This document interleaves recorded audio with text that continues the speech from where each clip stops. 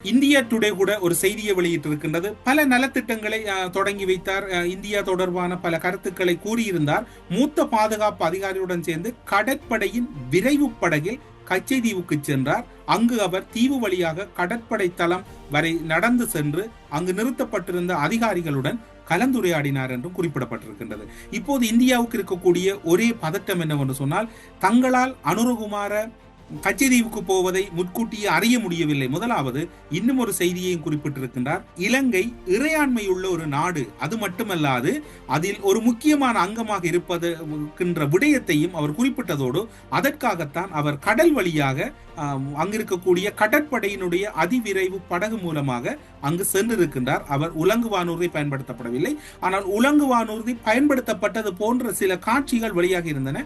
அதனை முழுமையாக உறுதிப்படுத்த முடியவில்லை. அந்த வீடியோ காட்சிகளை பார்க்கின்ற போது உலங்கு வானூர்தி மேலால் அவருக்கான பாதுகாப்பு ஏற்பாடுகளை வழங்கியதா என்கின்ற சந்தேகம் இருக்கின்றது. அதனை முழுமையாக உறுதிப்படுத்த முடியவில்லை. யாழ்ப்பாணம் செல்லுகின்ற போதும் திரும்புகின்ற போதும் அவர் தரைமார்க்கமாக சென்று திரும்பியதாகத்தான் தகவல் இருக்கின்றது. நேற்றைய தினம் உரையாற்றிய அனுரகுமார திசாநாயக்க அவர்கள் ஒரு விடயத்தை மிக தெளிவாக குறிப்பிட்டிருந்தார்.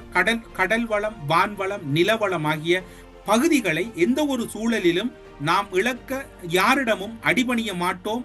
எமது எதிர்கால சந்ததியினருக்காக இந்த விடயத்தில் நாங்கள் மிக கண்ணும் கருத்துமாக இருப்போம் என்ற தகவலை குறிப்பிட்டிருந்தார்.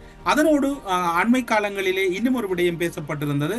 மதுரை மகாநாட்டிலே விஜய் அவர்கள் கச்சைதீவை உடனடியாக பிரதமர் நரேந்திர மோடி அவர்கள் மீட்க வேண்டும் என்று குறிப்பிட்டிருந்தார். அது தொடர்பில் இலங்கையில் எதிர்வினைகள் ஆற்றப்பட்டிருந்தன.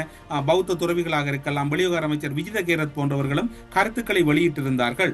அது மட்டுமல்லாது இப்போது இருக்கக்கூடிய சூழ்நிலையில் கச்சைதீவை மக்களுக்காக பயன்படுத்தும் பொறுப்பை நிறைவேற்றுவேன் என்றும் எந்த ஒரு செல்வாக்கிலும் அடிபணிய மாட்டேன் என்றும் அனுரகுமார கூறியதுடன் அவருடைய கூற்றிலே கச்சைதீவை இலங்கையினரிடமிருந்து மீட்டுக் கொடுக்குமாறு தமிழக வெற்றி கழகத்தின் தலைவர் விஜய் இறுதியாக மதுரையிலே நடத்திய மகாநாட்டில் கூறிய போது இந்திய பிரதமரிடம் அந்த கோரிக்கையும் அவர் முன்வைத்திருந்தார். இப்போது இருக்கக்கூடிய முரண் என்னவென்று சொன்னால், விஜயனுடைய கோரிக்கை இவ்வாறு இருக்கின்றது, அனுரவினுடைய உரை இவ்வாறு இருக்கின்றது. உண்மையில் கச்சைதீவு என்பது யாருக்கு சொந்தமான பகுதி? கச்சைதீவை கொடுத்து விட்டால் இந்திய மீனவர்களின் பிரச்சனைகள் தீர்ந்து விடுமா? அவை தொடர்பில் தான் இன்னும் ஒரு சந்தேகமும் இருக்கின்றது.